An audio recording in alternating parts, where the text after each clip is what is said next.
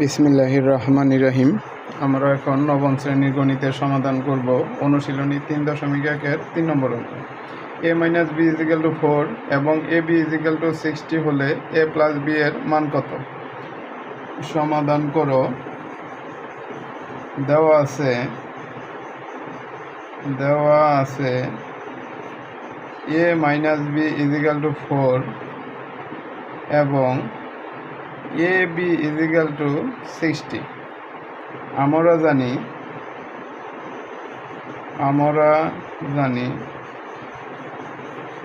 এ plus B whole, আমাদের কিসের মান বের করতে হবে? এ প্লাস বি এর মান।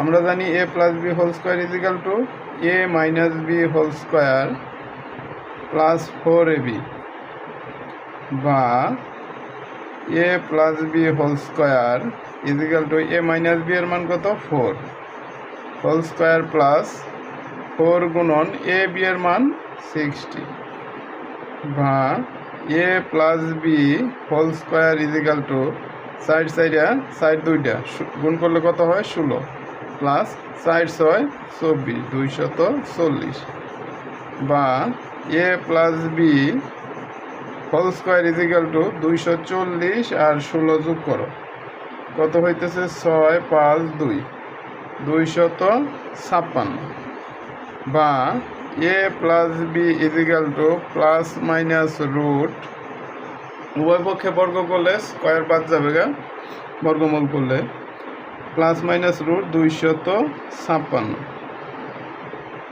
সুতরাং A plus B is equal to plus minus 256কে যদি আমরা ক্যালকুলেটর সাহায্যে বর্গ করি তাহলে কত হয়? 16। ঠিক আছে। সুতরাং নির্ণয় মান A plus B is equal to plus minus 16, এটাই উত্তর। এখন দেখো এই জায়গায় প্লাস মাইনাস 16 কেন হইল?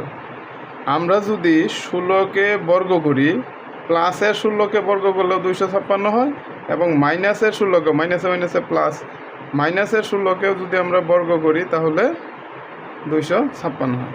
ঠিক আছে, এই কারণে প্লাস মাইনাস 16। এভাবে নবম শ্রেণীর গণিতের সমাধান আমরা খুব সহজভাবে করতে পারি। নবম শ্রেণীর গণিতের সমাধান নিয়মিত পেতে চাইলে আমার চ্যানেলটি অবশ্যই সাবস্ক্রাইব করে রাখবে। ধন্যবাদ।